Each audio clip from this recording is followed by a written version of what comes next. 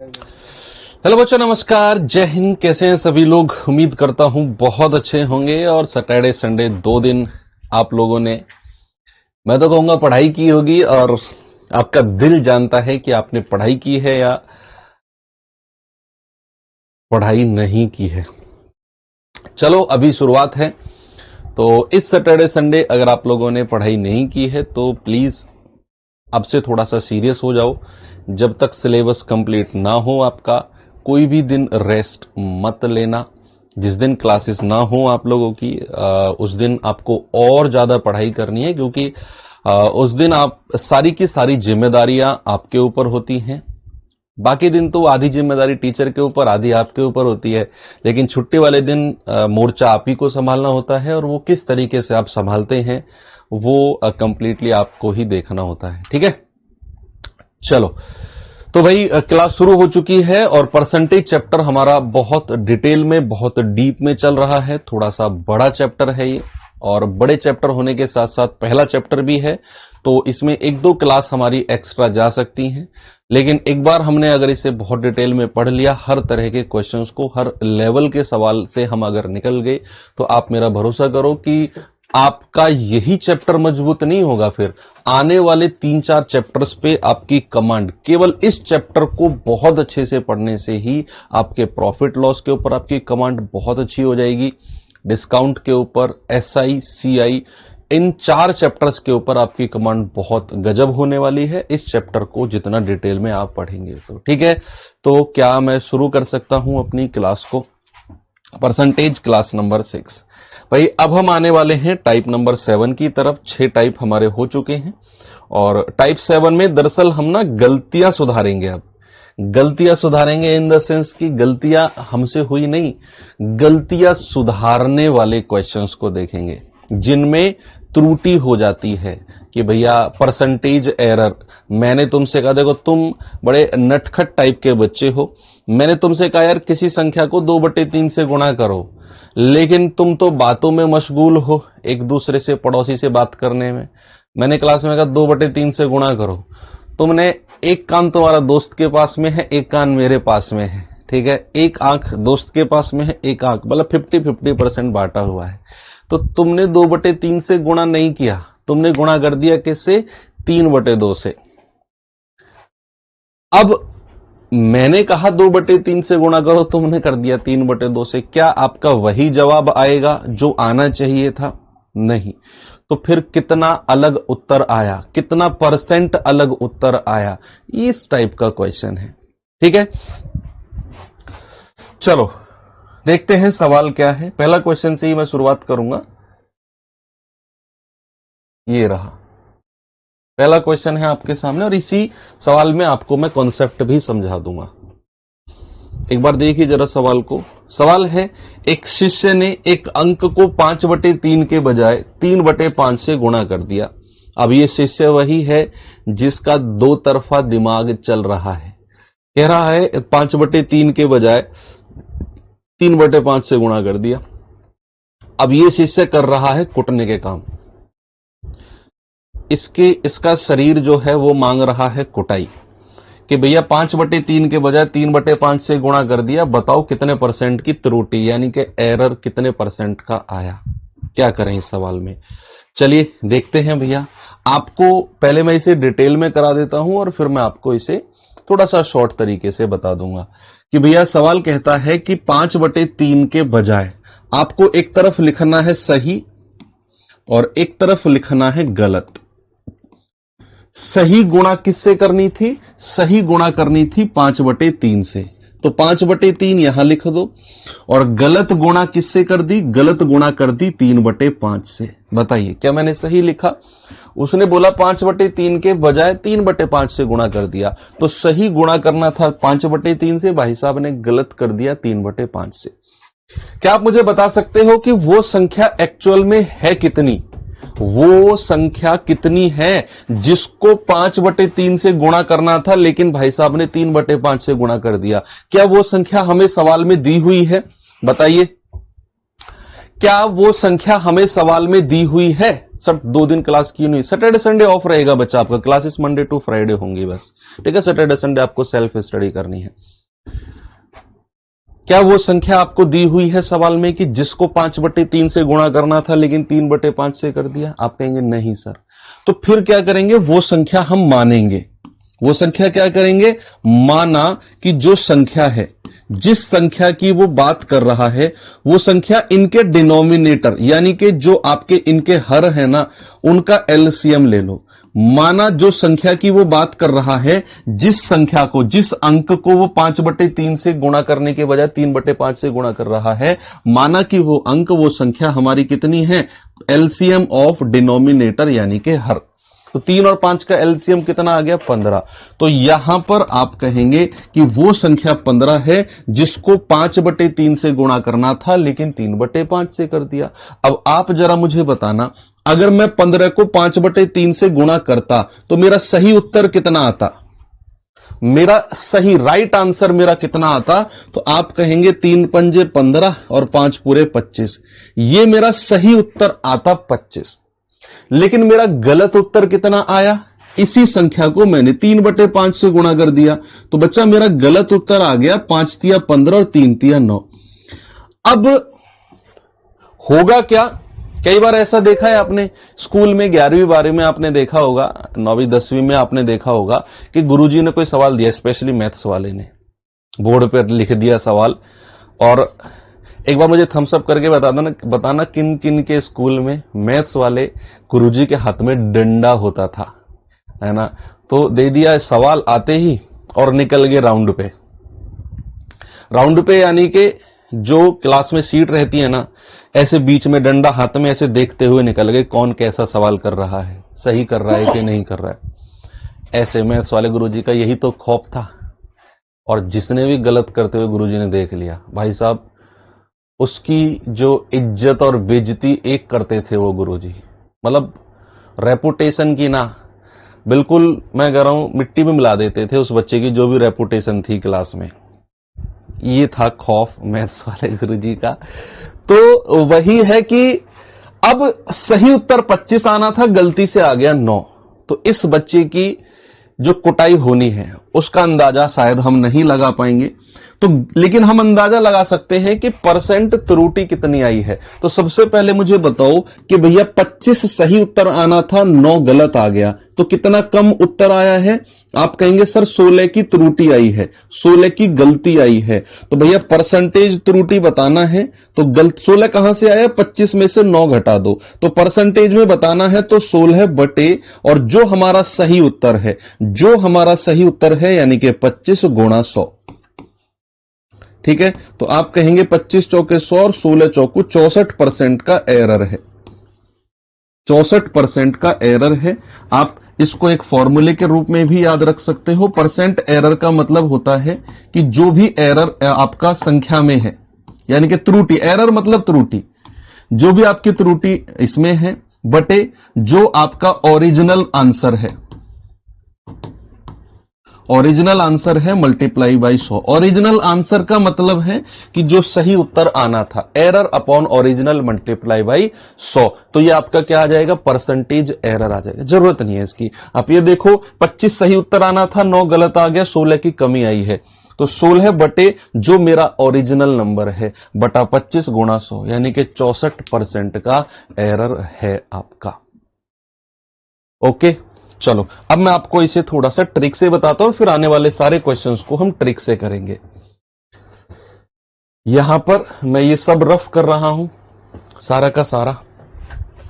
अब सवाल को एक बार जरा दोबारा पढ़ो। उसने बोला 5/3 के बजाय 3/5 से गुणा कर दिया, तो सही गुणा करनी थी 5/3 से, गलती से गुणा कर दिया 3/5 से। आपको करना है क्रॉस मल्टीप्लाई। अब मैं ये ट्रिक आपको बता रहा हूं। ट्रिक क्या है इस सवाल की? Cross multiply. क्रॉस मल्टीप्लाई यानी कि आपको इस संख्या की क्रॉस मल्टीप्लाई इसमें करनी है, तो ऊपर वाली संख्या की क्रॉस मल्टीप्लाई दूसरे वाली नीचे वाली में, और यहां लिख देना है। कितना आ गया? 5 पूरे 25, और बची हुई संख्या की गुणा बची हुई में, और यहां लिख दो 3 तिया 9।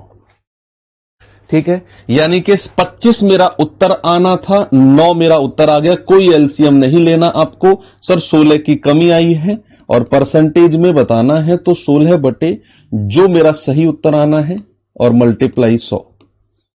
25 चौकू 100 और 16 चौकू 64% का आपका एरर है, 64% की त्रुटि है।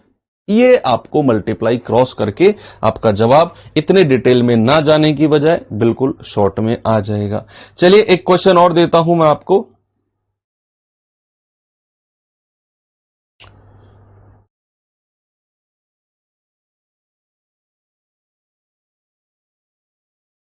ये सवाल देखिए जरा।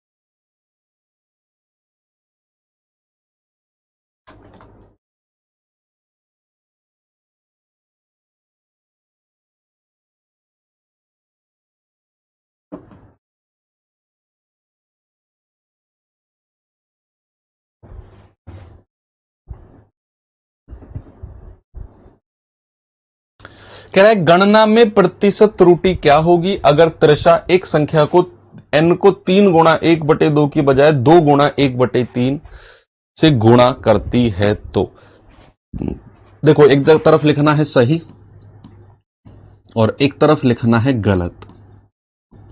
सही गुणा करनी थी 3 गुणा 1/2। देखो 3 गुणा 1/2 का मतलब ये मत करना 3 दूनी 6 और 1 7/2, नहीं, वो कब होता है जब 3 + 1/2 होता है। 2 3 6 और 1 7। ये 3 गुणा 1/2 है यानी कि 3/2। ये 2 गुणा 1/3 है यानी कि 2/3। तो सवाल है कि n को 3/2 से गुणा करने की बजाय उसने 2/3 से गुणा कर दिया। तो सही गुणा करना था 3/2 से और गलत गुणा कर दिया 2/3 से। गलत गुणा कर दिया 2/3 से। तो भैया वही क्रॉस मल्टीप्लाई लगाओ। 3 की 3 में करेंगे 3 तिया 9, 2 की 2 में करेंगे 2 दूनी 4, यानी कि मेरा सही उत्तर आना था 9, गलत आ गया 5। कितने की कमी आई है सर? 5 की कमी आई है। परसेंटेज में बताना है तो 5/9 गुणा 100 कितना आ जाएगा? 500/9%। तो हम कहेंगे 9 पंजे 45, 5 9 पंजे 45, 5 5 बार आता चला जाएगा, यानी कि 55.55% का एरर है, त्रुटि है। मजा आ रहा है? बहुत आसान चीज है ये तो। ठीक है, एक और बताता हूं आपको। ये सवाल देखिए जरा, बिल्कुल देखेंगे इस क्वेश्चन को बच्चा।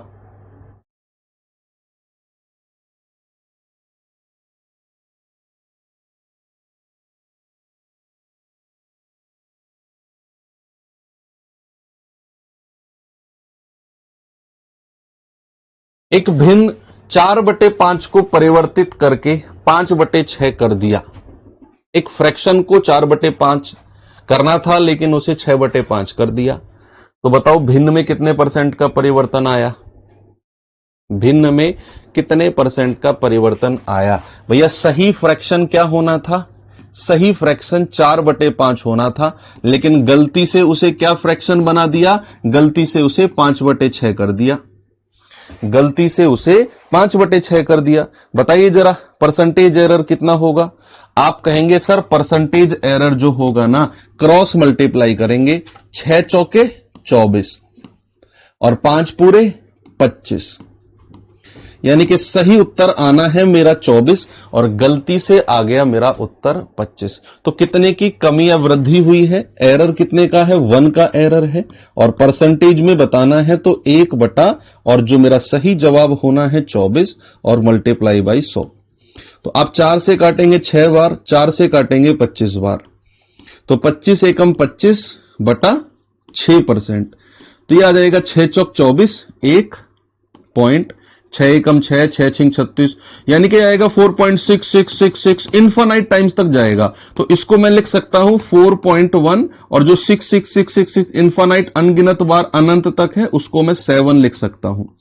तो आपका जवाब जो आया है वो अप्रोक्सीमेट 4.17 आया है। कितना आया है बच्चा? 4.17। कोई भी चीज अगर 4.6666 अनंत तक है तो उसे हम 7 के रूप में लिख सकते हैं। तो 4.17 आपका बिल्कुल अप्रोक्सीमेट सही जवाब होगा। ठीक है, एक और लास्ट क्वेश्चन, ये देखता हूं कौन इसका जवाब मुझे बताएगा। अगर आपने इसका जवाब बता दिया तो ये मानो कि कुछ नहीं, मानो सही जवाब बता दिया फिर आपने। नोट्स कैसे? नोट्स लाइव क्लास में कोई बच्चा नहीं बनाएगा। आपको मैथ सीखना है तो लाइव क्लास में मेरे साथ नोट्स मत बनाना। मैंने सवाल दिया, आप लिखने लग गए सवाल को, फिर सॉल्यूशन में करने लग गया, मेरे साथ ही कॉपी में सॉल्यूशन करने लग गए। आप मैथ सीख नहीं रहे हो, आप मैथ्स के नोट्स बना रहे हो।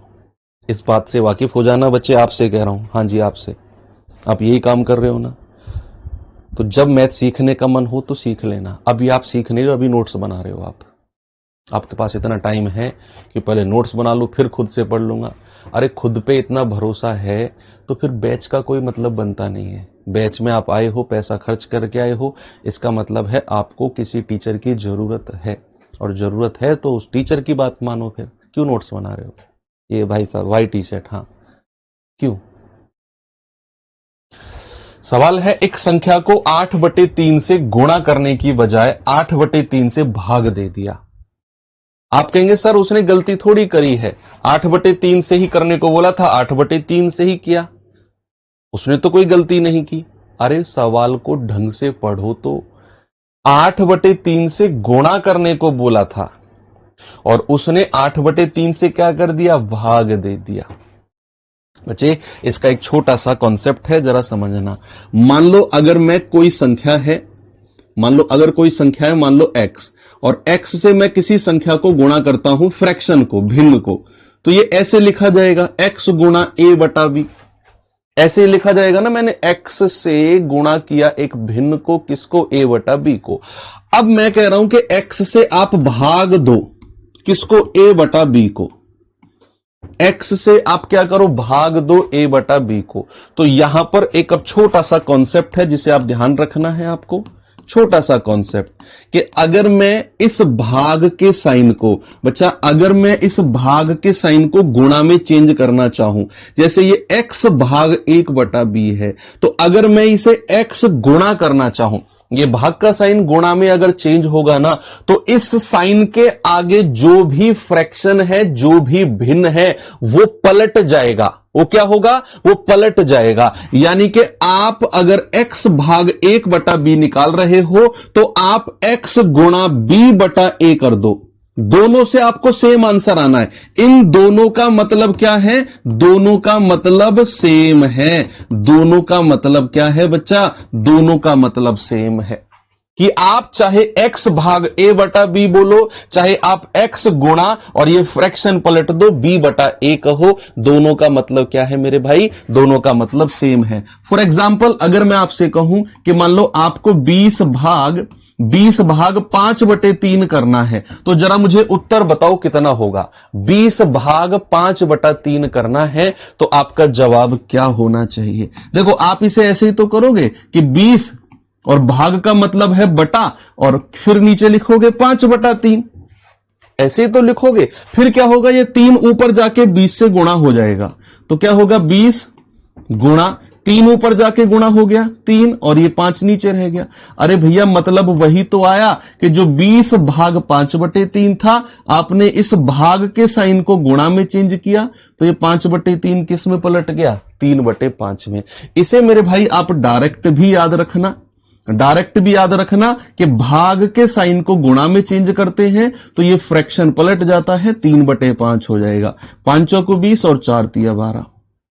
इस तरीके से आप इसे डायरेक्ट याद रखेंगे। ठीक है बच्चे, तो यहां पर अब एक बार आप सवाल को पढ़ना कह रहा है 8/3 से गुणा करने को बोला, लेकिन भाई साहब ने 8/3 से भाग दे दिया। तो सही क्या होना था? सही होना था मल्टीप्लाई बाई 8/3, लेकिन उसने गलती से क्या कर दिया? उसने गलती से कर दिया भाग, डिवाइडेड बाई 8/3। देखो यहां तो मल्टीप्लाई करना था 8/3 से, लेकिन उसको डिवाइड कर दिया। आपको ये साइन को सेम रखना है। सुनो, हां भैया ये ब्लू, हां आपसे कह रहा हूं, आपको ये साइन सेम रखना है। अगर यहां वो भाग गुणा कर रहा है तो यहां इस साइन को भी गुणा में चेंज करो। तो आप कहोगे सर चाहे वो भाग 8/3 कहे, उसने बोला ना 8/3 से भाग, तो चाहे वो भाग 8/3 कहे, चाहे वो गुणा करे किससे? चाहे वो गुणा करे 3/8 से, क्या दोनों का मतलब सेम है? बताओ मुझे, क्या यहां पर क्रॉस मल्टीप्लाई मत कर देना, 8 तिया 24 और 3 अट्ठे 24। नहीं, वो क्रॉस मल्टीप्लाई तभी कर सकते हैं मेरे भाई जब यहां पर साइन सेम हो। तो ये भाग के साइन को अगर मैं गुणा में चेंज करता हूं तो ये फ्रैक्शन क्या होगा? ये पलटी खा जाएगा। अब आप क्रॉस मल्टीप्लाई लगा सकते हो। आप अब क्रॉस मल्टीप्लाई 8 की 8 में गुणा करेंगे, कितना आएगा? 64, और 3 की 3 में गुणा करेंगे, कितना आएगा? 9। ये अब आप कर सकते हैं, बिल्कुल। तो यहां पर आप देखेंगे एरर कितने का आया? एरर आया 55। 55 का एरर आया। परसेंटेज बताना है तो 55/64, 55/64 मल्टीप्लाई बाई 100। ठीक है, तो ये जाएगा 4 से 16 बार और 4 से जाएगा 25 बार। तो 25 पंजे 125, हासिल का 12, 25 पंजे 125 और 12 137/16। ये आंसर आ गया। कैलकुलेट कर लो, 16 अट्ठे 128, 7 2 9, 16 पंजे 80, 85 पॉइंट समथिंग उत्तर है। एक ही ऑप्शन है 85.9%। कितना उत्तर है बच्चा? 85.9%। ठीक है, 85.9। तो ये ध्यान रखना, कभी भी भाग और गुणा वाला आए तो इस तरीके से आपको सॉल्व करना है। चलिए, ये सवाल हो ही चुका है। अब आते हैं हम सक्सेसिव इंक्रीज और सक्सेसिव डिक्रीज की तरफ। अब हम परसेंटेज में थोड़ा सा आगे बढ़ते हैं। क्या बच्चा? हमारा टॉपिक का नाम है सक्सेसिव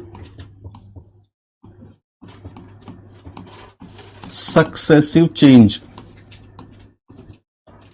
सक्सेसिव चेंज या फिर क्रमागत। क्रमागत कॉन्जिक्यूटिव को बोलते हैं, सक्सेसिव को क्या बोलते हैं? सक्सेसिव को हिंदी में क्या कहते हैं? वर्ड में भूल रहा हूं। सक्सेसिव,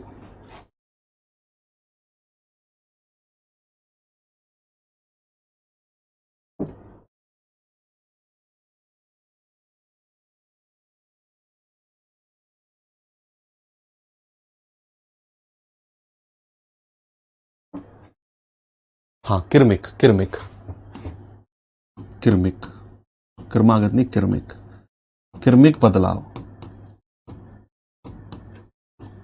ठीक है, ये टॉपिक है हमारा सक्सेसिव चेंज यानी कि क्रमिक बदलाव। अब क्रमिक बदलाव, सक्सेसिव का मतलब होता क्या है? सक्सेसिव का मतलब होता है बच्चा कि ऐसे समझो मेरे पास कोई कार है, मेरे पास क्या है? मेरे पास कोई कार है और मैंने उस कार को तुम्हें बेच दिया। मुझे हो गया 10% का लाभ, 10% के फायदे पर। मान लो मैं उसे 1 लाख में खरीद के लाया, मैंने तुम्हें 1,10,000 में बेच दिया, तो मैंने उस पर फायदा कमा लिया 10% का। अब तुम भी उसे किसी तीसरे बंदे को बेच दोगे। तुमने उसे कितने में खरीदा? 1,10,000 में। तो क्या तुम कभी भी अगर उस पर प्रॉफिट या लाभ कमाना चाहोगे तो क्या कभी 1,10,000 से कम में बेचोगे? नहीं। तुमने फिर उसे अगले वाले बंदे को 10% लाभ पर बेच दिया, अगले वाले ने किसी अगले वाले को 20% लाभ पर बेच दिया। तो ये जो चैन बनी है, ये जो चैन बनी है, इसी को बोलते हैं सक्सेसिव, कि ए ने बेचा बी को, बी ने बेचा सी को, सी ने बेचा डी को, इस तरीके से।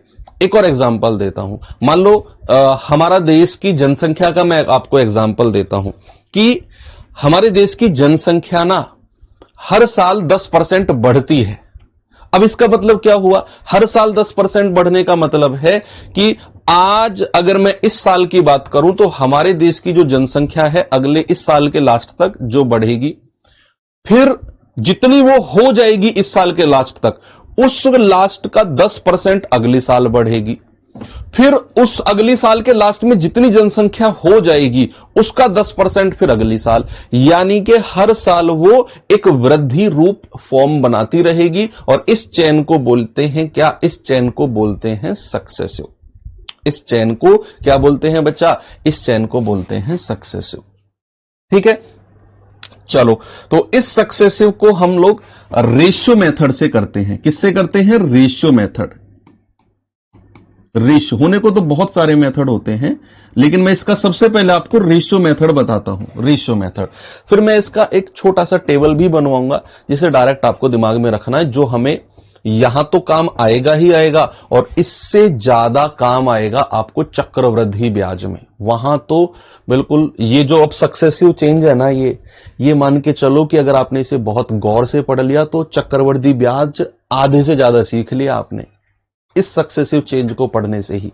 तो यहां पर रेशियो मेथड क्या होता है? सपोज दैट मैंने बोला कि कोई परसेंटेज है A%, तो उसका भिन्न क्या हो जाएगा? उसका भिन्न हो जाएगा A/100। ये तो आप जानते हैं, पहली ही क्लास से जानते हैं। अब बच्चे, सपोज मैंने आपसे बोला कि किसी संख्या में 20% की वृद्धि होती है, किसी संख्या में 20% की वृद्धि होती है, तो आप इसे रेशियो में कैसे लिखेंगे? सबसे पहले आप क्या करो कि आप 20% का भिन्न, 20% का, देखो अब 6 क्लास लगभग 2 हफ्ते हो चुके हैं, 1.5 हफ्ता हो चुका है हमारे बैच को चले हुए। अगर अब भी आपको परसेंटेज और उनके भिन्न याद नहीं हुए हैं तो फिर आप एक लापरवाह स्टूडेंट की कैटेगरी में हैं अभी। और लापरवाह स्टूडेंट की कैटेगरी का मतलब है कि आप जो सिलेक्शन का रास्ता है अगर इस तरफ है, सिलेक्शन का रास्ता अगर ये जा रहा है, तो आप यहां से कुछ इस तरीके से डाइवर्ट हो चुके हैं। यहां आपका सिलेक्शन है, ये बच्चे सीधे रास्ते पे चल के यहां पहुंचेंगे और आप कहीं यहां ऐसे निकल जाओगे अगर आप एक गाइडेंस, टीचर के द्वारा दी गई गाइडेंस को फॉलो नहीं कर रहे हैं तो। ठीक है, तो 20% का भिन्न होता है 1/5। तो आपको क्या लिखना है कि अगर मेरी ओरिजिनल संख्या 5 है तो वृद्धि का मतलब है कि ऊपर वाली संख्या उसमें जोड़ दो। तो वृद्धि के बाद वो संख्या कितनी हो गई? वृद्धि के बाद वो संख्या हो गई 6। वृद्धि के बाद कितनी हो गई? 6 हो गई। सपोज अगर मैंने आपसे कहा किसी संख्या में 16 सही 2/3% की कमी हुई है, किसी संख्या में 16 सही 2/3% की कमी हुई है, तो आप इसे रेशियो में कैसे लिखोगे? आप इसे लिखोगे सर, सबसे पहले इसका फ्रैक्शन कितना होता है? 1/6। तो अगर मेरी ओरिजिनल संख्या 6 है तो कमी होना यानी कि ऊपर वाली संख्या माइनस कर दो, तो कमी होने के बाद कितनी हो गई संख्या? 6 में से 1 घटा दो, आप कहोगे सर कमी होने के बाद वो संख्या 5 हो गई। कितनी हो गई? वो संख्या हो गई बच्चा 5। अब अगर मैं थोड़ा सा आपको आगे लेकर चलूं, मैंने आपसे बोला कि किसी संख्या में 20% की दो क्रमिक वृद्धि हुई है, 2 सक्सेसिव इंक्रीज ऑफ 20%। इंग्लिश वाले बच्चे लिखेंगे 2 सक्सेसिव इंक्रीज ऑफ 20%। अब यहां पर क्रमिक वर्ड यूज हो गया। अभी तक तो 1% की वृद्धि कर रहे थे, 20% की वृद्धि, 16 सही 2/3% की वृद्धि।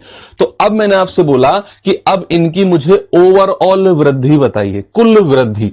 आपको क्या बताना है? कुल वृद्धि प्रतिशत, टोटल इंक्रीज परसेंट, कुल वृद्धि प्रतिशत आपको बताना है कितना होगा, कुल वृद्धि प्रतिशत। तो बच्चे यहां पर सबसे पहले मैं रेशियो मेथड से बता रहा हूं आपको, 20% का फ्रैक्शन होता है 1/5। तो अब वृद्धि है 2, तो सबसे पहले क्या करेंगे कि ओरिजिनल संख्या अगर मेरी 5 है तो ऊपर वाली संख्या जोड़ दो, तो नई संख्या बन गई 6। क्या बन गई? नई संख्या बन गई 6। अब सवाल कहता है कि भैया यहां पर कितनी वृद्धि है? 2। कितनी बार वृद्धि करनी है? 2 बार करनी है। तो एक बार फिर से आप इसके नीचे 5 से 6 लिख दो। सबसे पहले तो आपको इस परसेंटेज का भिन्न बनाकर ये लिखना है और ये आपको आता है। फिर उसके बाद जितनी बार उसने बोला उतनी बार आपको ये रिपीट करना है। 2 वृद्धि बोला तो टोटल 2 बार करना है, 3 बोलता तो टोटल 3 बार करना पड़ता। ठीक है बच्चे, अब अगला स्टेप क्या कहता है? नीचे लाइन खींच दो। ये लाइन खींच दी, इन दोनों की मल्टीप्लाई कर दो। 5 पूरे 25 और 6 6 36, दोनों की मल्टीप्लाई कर दिया। अब जो आपको संख्या प्राप्त हुई ना, पता है ये संख्या कौन सी है? ये अगर मेरी ओरिजिनल संख्या है वृद्धि से पहले, ओरिजिनल संख्या अगर मेरी 25 थी तो भैया नई संख्या कितनी हो गई? नई संख्या हो गई 36। 2 क्रमिक वृद्धि के बाद मेरी संख्या 36 है। 2 क्रमिक वृद्धि से पहले मेरी संख्या 25 थी। आपसे क्या पूछा है? कुल वृद्धि कितनी है? क्या पूछा है बच्चा? आपसे पूछा है कुल वृद्धि कितनी है। तो हम कैसे करेंगे? हम करेंगे कि अगर मेरी ओरिजिनल संख्या 25 थी तो 36 हो गई, कितने की वृद्धि है? 11 की। 36 में से 25 घटाए 11, और परसेंटेज में बताना है तो परसेंटेज में 11 बटे जो मेरी ओरिजिनल संख्या है उसे नीचे रखना है और गुणा 100। तो आपका जवाब आएगा 25 चौकू 100 और 11 चौकू 44%। कितना आएगा? ओवरऑल वृद्धि कितनी है बच्चा? ओवरऑल वृद्धि है 44%। एक और सवाल दूं आपको? चलो एक और देता हूं। मैंने आपसे बोला कि 10% की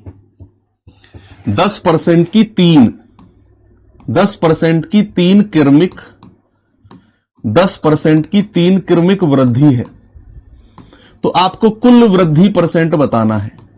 जल्दी से सॉल्व करेंगे। कुल वृद्धि परसेंट क्या होगा? बहुत बेसिक से आपको मैं सक्सेसिव चीज पढ़ा रहा हूं। मैं सीधा टाइप पे भी जा सकता था, लेकिन नहीं, आप शुरुआत कर रहे हैं तो आपको ये पता होना चाहिए सक्सेसिव यानी कि क्रमिक का मतलब क्या होता है, क्यों होता है।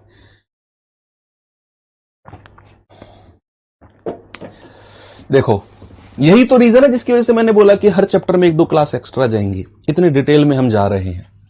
सबसे पहले क्या करना है? 10% का फ्रैक्शन भिन्न लिखना है 1/10।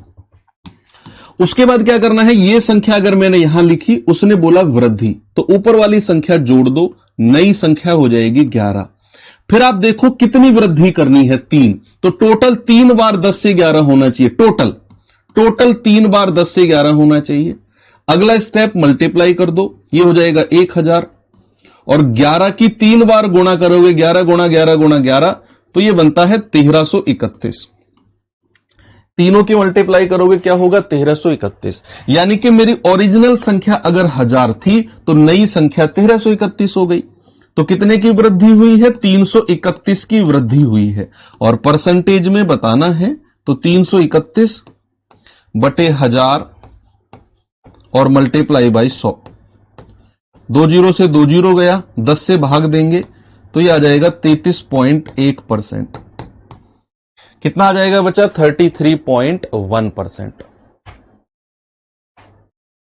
ठीक है, तो इस तरीके से आप क्रमिक वृद्धि बड़े आराम से निकाल सकते हैं।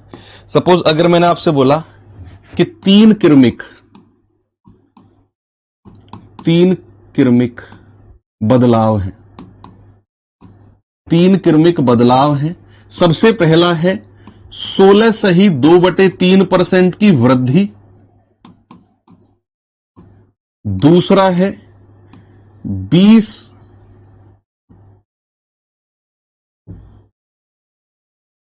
है 14 सही 2/7% की कमी।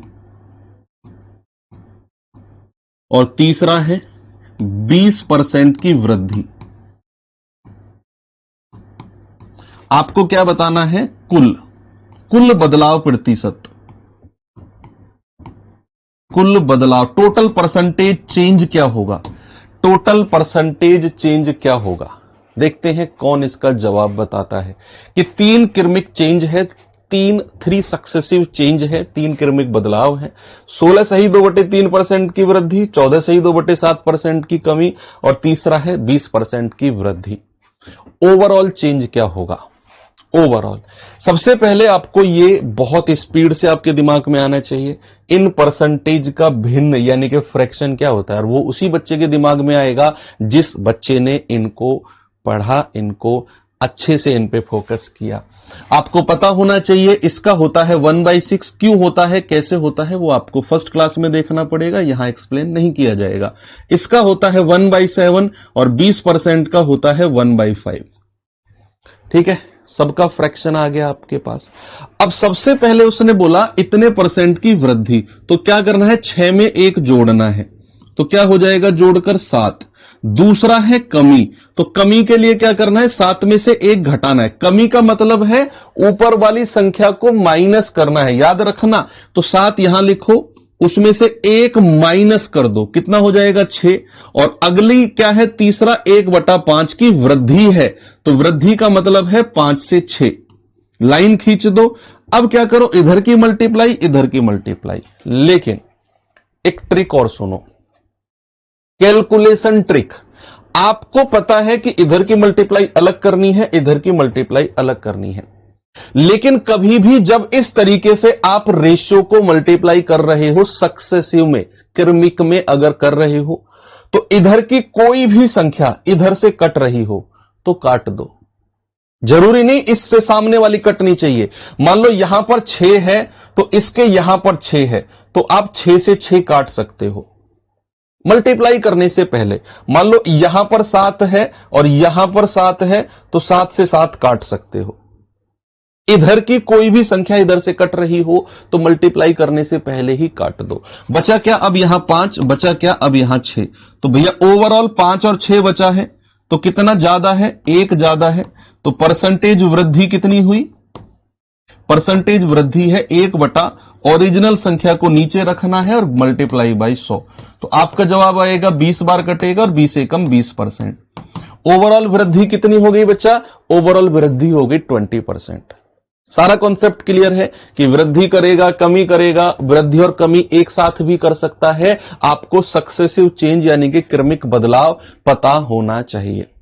बात सही है क्या? हां। अब चलते हैं थोड़ा सा फॉर्मूला बेस की तरफ, दो क्रमिक वृद्धि की तरफ चलते हैं।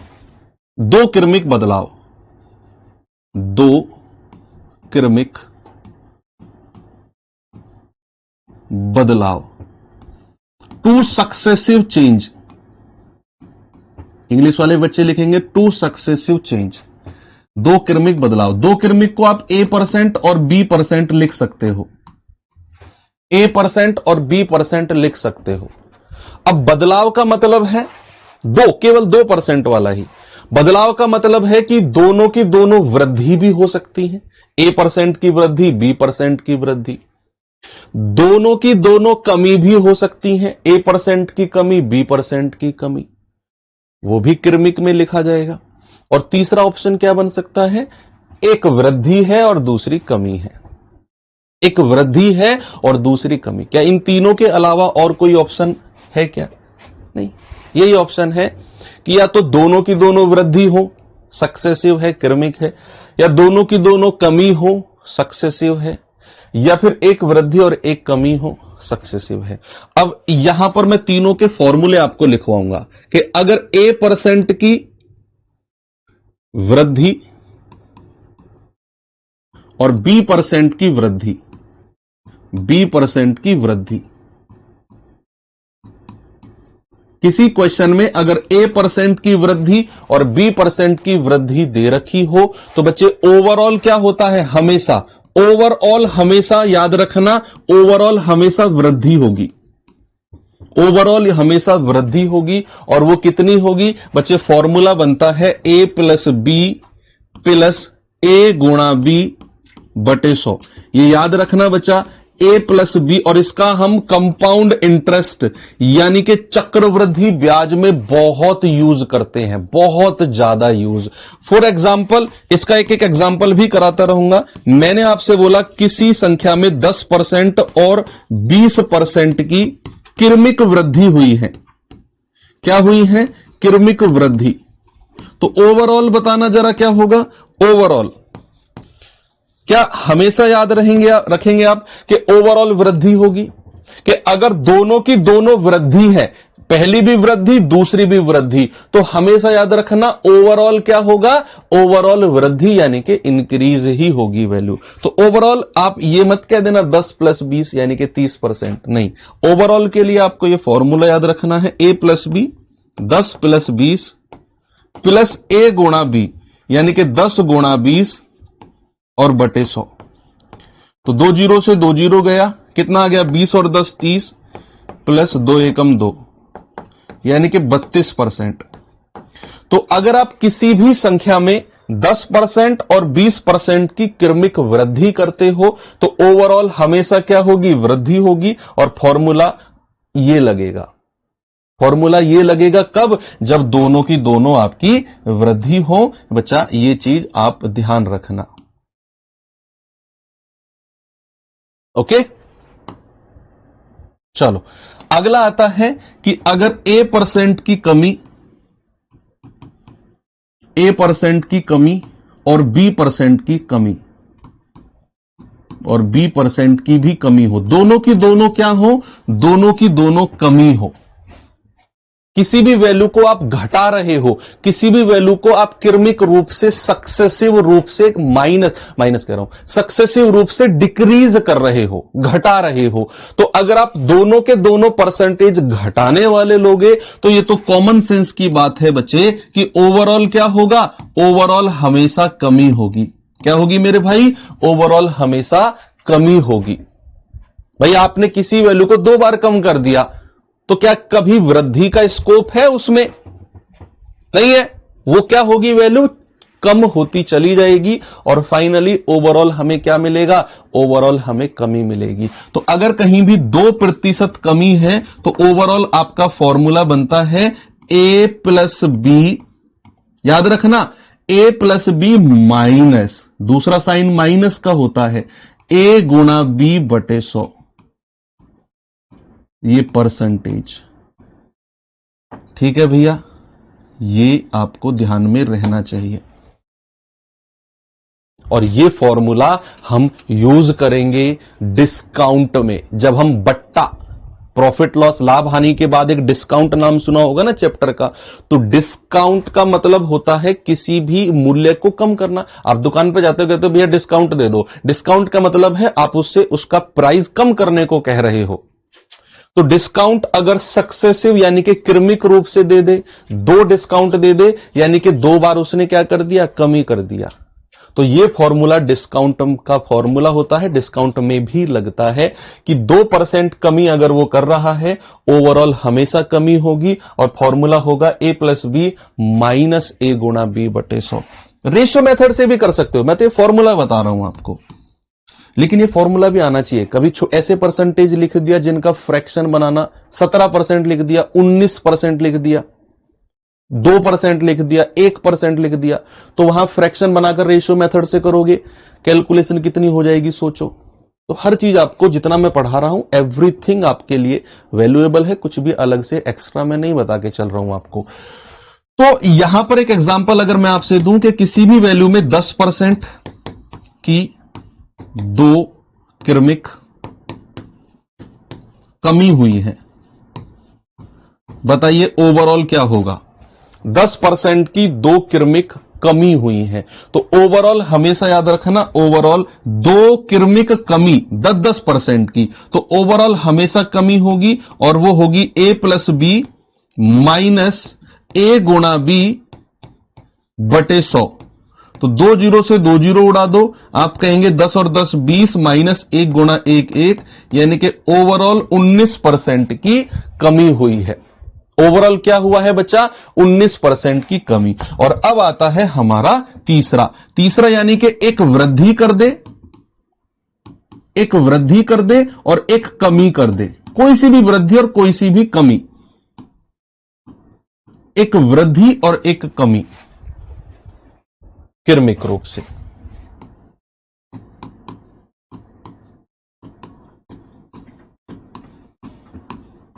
सक्सेसिवली क्रमिक रूप से a% की वृद्धि और b% की कमी। तीनों के केस मैंने आपको बता दिए, दोनों वृद्धि, दोनों कमी और क्रमिक रूप से A% की वृद्धि और B% की कमी।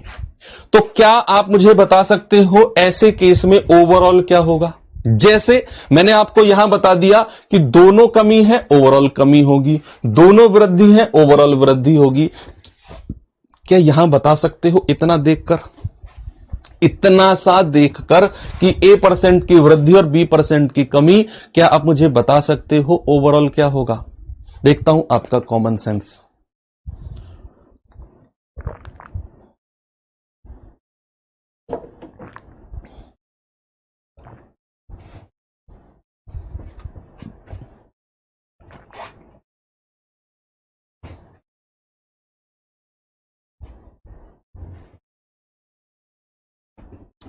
ओवरऑल कमी, very good, Ravi Sharma, plus minus, increase, कमी, लॉस, वृद्धि होगी सर, कमी होगी सर। गलत, सारे के सारे लोग आप गलत हो, गलत हो सारे के सारे लोग। रुक जाओ, जो भी आप लिख रहे हो, वृद्धि होगी, कमी होगी, इतना सा देखकर मैं कह ही नहीं सकता हूं। आपके सामने A% की वृद्धि और B% की कमी है, ओवरऑल मैं कह ही नहीं सकता हूं कि वृद्धि होगी या कमी होगी। यस, कब तक? जब तक कि मैं आगे इसको सॉल्व ना करूं। वैसे एक फॉर्मूला है, याद रखना, एक फॉर्मूले में इन दोनों को रखना है, वृद्धि को पहले रखना है, कमी को बाद में। तो A minus B minus A गुणा B बटे 100। सबसे पहले आपको अगर ये दोनों दे रखे हों, ये दोनों के दोनों बचा आपको दे रखे हों कि भैया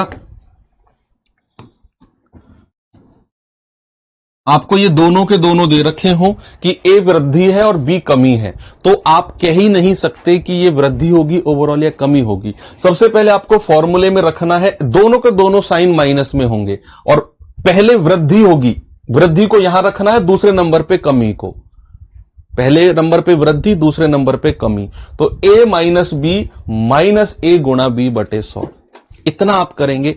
अगर यहां से आपका उत्तर, अगर यहां से आपका उत्तर किस में आया? माइनस में। ओवरऑल उत्तर अगर यहां से माइनस में आया, माइनस का 6%, कुछ भी हो सकता है, तो आप कहेंगे सर ओवरऑल कमी होगी। क्या कहेंगे? ओवरऑल कमी होगी। और यहां सॉल्व करके अगर आपका उत्तर पॉजिटिव आया, अगर आपका उत्तर पॉजिटिव आया, तो आप कहेंगे सर ओवरऑल वृद्धि होगी, ओवरऑल वृद्धि होगी। कुछ भी हो सकता है। इस केस में पहले सॉल्व करना है, ओवरऑल उत्तर माइनस आया तो कमी, ओवरऑल उत्तर प्लस आया तो वृद्धि। ये है आज का बिल्कुल प्योर गोल्ड कॉन्सेप्ट जो मैंने आपको बताया, और ये आपको डिस्काउंट चैप्टर में काम करेगा, ये आपको काम करेगा किसमें? कंपाउंड इंटरेस्ट, चक्रवृद्धि ब्याज में पूरा कॉन्सेप्ट, डिस्काउंट का पूरा कॉन्सेप्ट, और परसेंटेज में तीनों काम करते हैं। इसलिए मैंने कहा ना कि परसेंटेज चैप्टर अगर आप पढ़ लेते हैं तो आने वाले 4-5 चैप्टर्स को आप बहुत मजबूत कर लेते हैं। ठीक है बच्चा, चलो मैं आगे चलता हूं। अब टाइम हो गया क्या? हाँ, ये सवाल देख लीजिए, एक क्वेश्चन मैं देके जा रहा हूं और कल हम यहीं से आगे बढ़ेंगे। ओके, HW, इस वीक हम अपना ये चैप्टर एंड कर देंगे, परसेंटेज चैप्टर इस वीक में एंड कर देंगे और अगले वीक से हम प्रॉफिट लॉस शुरू करेंगे। ओके, कुछ चैप्टर्स हैं जिनमें ज्यादा क्लास लगेंगी, जैसे परसेंटेज हो गया, प्रॉफिट लॉस में भी थोड़ा सा 1-2 क्लास एक्स्ट्रा जाएंगे। मतलब बड़े बड़े चैप्टर्स जो हैं, परसेंटेज हो गया, प्रॉफिट लॉस हो गया, फिर समय चाल दूरी हो गया, टाइम स्पीड डिस्टेंस, उसके बाद में और तो कोई चैप्टर ऐसा है नहीं जो बड़ा है। मेंसुरेशन है, फिर क्षेत्र मिति है, वो सबसे लास्ट में करेंगे। फिर तो सारे चैप्टर्स नॉर्मल 4-5-6 ऐसी क्लास के ही हैं। तो ये चैप्टर थोड़ा सा बड़ा है क्योंकि ये बेस है बाकी चैप्टर्स का। तो इसे चैप्टर के रूप में नहीं, बस ऐसे समझो कि यार ये चैप्टर हम बेस सीख रहे हैं अपने मैथमेटिक्स का। तो इसमें एक्स्ट्रा क्लास के बारे में कोई भी ऐसा ना कहे सब ज्यादा क्लास होगी, ये होगी, क्योंकि अभी एग्जाम आपका बहुत दूर है। तो अभी इस बात को तो आप सोचो ही मत कि कितनी क्लास हो गई। जितना टाइम मैंने आपको बताया 80-90 क्लास में, उतना मैं आपका सिलेबस एंड कराने की पूरी कोशिश करूंगा। ओके, तो मिलते हैं कल। Thank you, have a good day, जय हिंद। हैं।